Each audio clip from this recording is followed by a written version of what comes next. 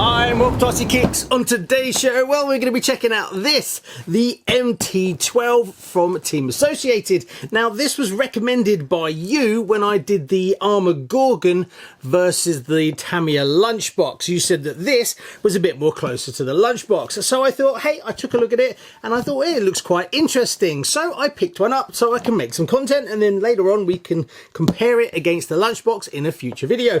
But before we get all the way to that, let's come back and take a good look at what's actually in the box. What can it do and who is it for? So if that interests you, well, you better stay tuned.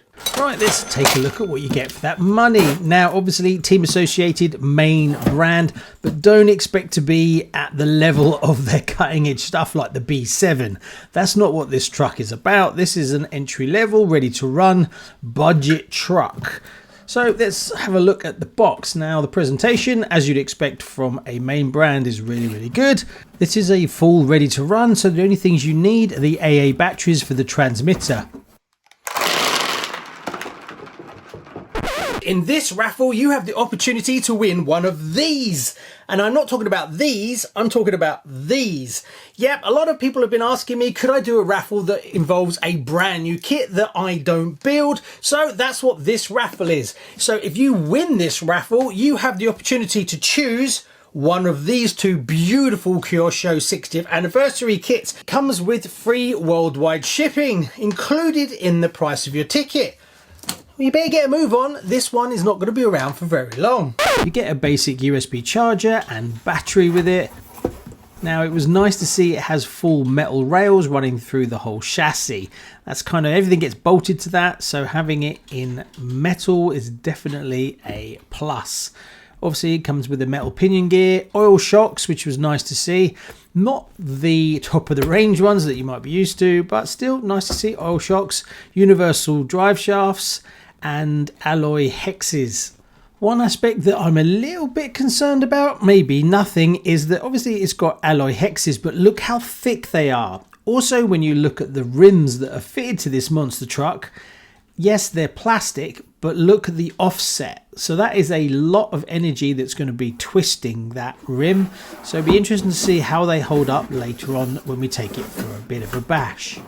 Right, you get a manual as well as a transmitter manual, which comes in handy later. Very good to see that it's got a full breakdown, so if you had to do maintenance on it or dismantle it, you can. Now, there was no brace across the top of the truck, it was just pull tied down to the bottom bar. I have to say, do like the look of the body. Whoever did the design and the colours and the stickers, I think that really does sell it. Very vibrant. I think a lot of youngsters are going to be very attracted to this, and it just looks really cool. Polycarbonate, obviously, and they've added a little bit more detail to it. They've got plastic bumpers along the back and the front, also the lights on the rear, which is nice to see. They've also put more detail in the front by putting a plastic grille and light buckets. So yes, you can upgrade this later on and fit some front lights as well as a set of rear lights. So it's nice that they went well above just putting a sticker on and leaving it like that. So overall, I think what they've done with the body is definitely a double thumbs up. As for what's underneath, well, it comes with full bearings. Also, you got link suspension, metal links, and plastic drive shafts. The articulation is pretty decent, if I'm honest, and what you'd expect to see. Now, as for the oil shocks, well, this is not a very heavy truck at all, so it still is a little bit bouncy, mainly due to the tyres. But I'd rather see oil shocks than some friction shocks, as that would be really disappointing. I'm interested to see how it performs when we take it out, to see whether the oil in the shocks is just right or is it a little bit too heavy, resulting in it just bouncing around all over the place. But we'll just have to wait and see. Solid servo links, so you can't adjust the toe in or toe out. That's all set for you. Now, the servo that we're actually using is the 0415, and I couldn't really find much information about this. I found one second hand, but I've never seen them for sale individually. Speed wise, reasonably happy with it. Obviously, the position of it is really nice, very simple at the front. You could upgrade that with no problems whatsoever down the line if it decides to pack up on you. old school body pins on this one. There's no fancy body clip system on it, just 4 body mounts to remove the body. Nice to see some wing mirrors in plastic. They didn't rotate around, but they're quite soft, so I don't think they would break off too easily. Now we'll come back to the van in a second, but let's see what else you get in the box.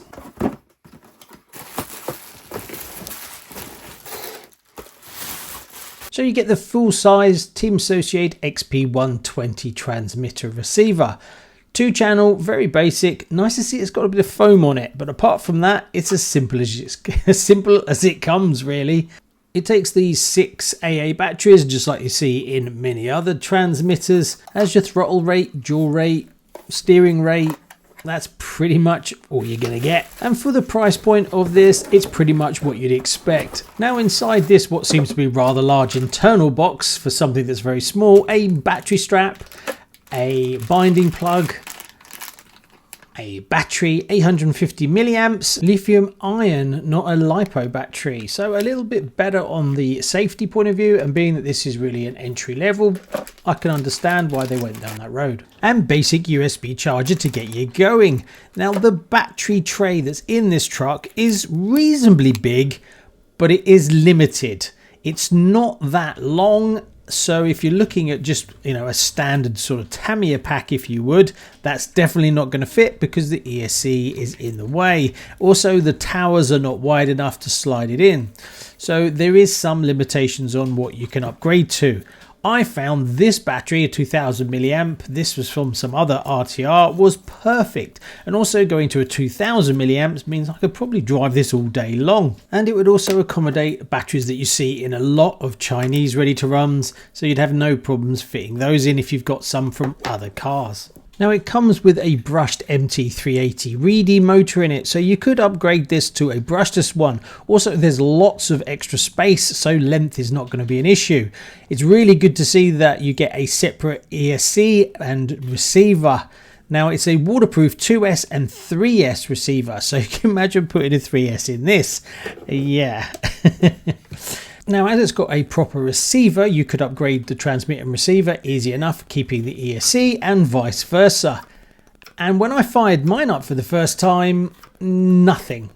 And it turned out that the receiver and the transmitter weren't bound together. Now, this has obviously been a little bit of a mistake at the factory, but it's not the end of the world. It comes with a bind plug, so it is possible to rebind it, which is what I did. All the instructions were in the transmitter manual. This receiver is a little bit different. It's actually got the bind plug off to the side, not where you'd normally see it in the receiver, down there. So you just put it in there, turn them both on as per the manual, and then it synced back up, so no problem. Could see that being a bit of an issue for someone who's just bought this as their first RC, but accidents happen, I guess. But as soon as I did that, it connected up and then it was fine.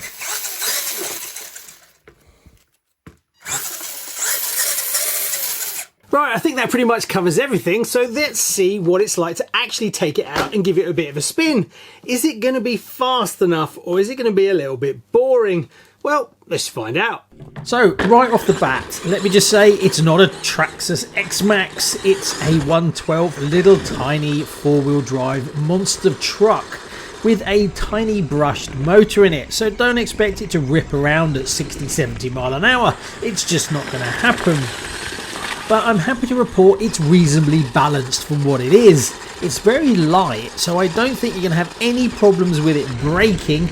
The servo might pack up at some point in the future, but to actually damage the truck itself with the power that it actually has, yeah, it's not going to happen. So for a youngster, I think it's, a real youngster, probably around the 6 years old, I think this would probably be a good fit for them, as it doesn't matter what they do, they're not going to damage it, and I can't see someone actually hurting themselves with this either, as it just isn't a rocket machine. As you can see, it will do donuts just on a bit of loose gravel, even though it's four-wheel drive, but yeah, if you give it a little bit too many beans, it just flips over. But as you can see, this is pretty much flat out, and then we're going to hit a bit of a jump here, and it's not really going to launch itself. So you can see a youngster's not going to get themselves into trouble with this one. These shocks, yes, is a little bit bouncy. You might want to go a little bit softer on the oil in the shocks, but being that this thing is so light, I don't really know if that's going to help things. You could upgrade this to a brushless system, but if I was going to do that myself, I wouldn't go more power. I would probably go along the same sort of lines as what's in it. Yeah, maybe a little bit. You could edge it just to get it to spin around, but the sooner you add too much power, it's just going to flip over all the time, and then it's just going to be annoying. So who else is actually this targeted for? Yes, you could say it's the 7 to 8 year old range, but is this really enough for an adult? Right, this is my third take for this video because it's really difficult. Who exactly is this for? Well, like I said previously, for a youngster, 7, 8 years old, 6 maybe, something like this is not going to hurt them. They're going to be able to blast it around and they're not really going to break it. But who else? What adult would buy this? And I've racked my brain quite a lot. And I've kind of narrowed it down to 1 or 2 people. Yeah, literally, it's going to be that small a demographic. And it's someone who loves the Tamiya lunchbox, or they have children and they drive their lunchbox, but they're a little bit aggressive. So then you'd get this for the kids. But that's kind of the kids, which I've said already. So the only other people I can think of is someone that would like to take this truck and put the lunchbox body on it, so that you're taking a really beautiful hard body and then putting it on a chassis that's a bit more realistic to what you'd see from a monster truck. And I know what you're saying, well, can you put the body on this? I'll tell you at the end. Another thing that I would highly recommend if you are going to get one of these, I probably would go to brushless. Edge it up a little bit on the power, but don't go crazy. Also, from an efficiency point of view, if you've got brushless in this, you're going to be able to run longer. Now, I run my 2000 milliamp battery that I had myself, and it was about the right amount of time that I would enjoy if I went to the local park. So if you're going to be running the one that comes with it, you're going to need a couple more. So personally, I would look to go to 2000, but obviously if you go to brushless, then you're going to get a little bit more runtime because it's a bit more efficient. You're not losing quite as much to heat. Power wise, it's alright, I suppose. So the problem you've got with something like this is if you go more powerful, yes, it'll go faster in a straight line, but it'll flip over all the time, and then you're constantly having to rewrite the car.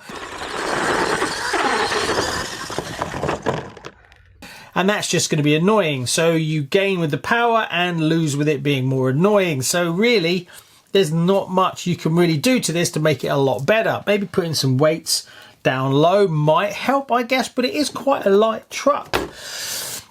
So there you go. What do I think of it? Love the body. I actually do like it. The problem is it as much fun as the Gorgon, which is very different? This is not a basher in any way, but in the next video we'll put the Gorgon, the lunchbox and this all against each other, and then we'll see which one I would recommend. And just to let you know, yeah, you can put a lunchbox body on this if you want to. Personally, that may be something we'll do in a future video, as it looks pretty cool. So if you're in the minority that wants a lunchbox body on a more realistic chassis, this is for you. And on that bombshell, what a review. Thanks so much. See you on the next one. Bye-bye.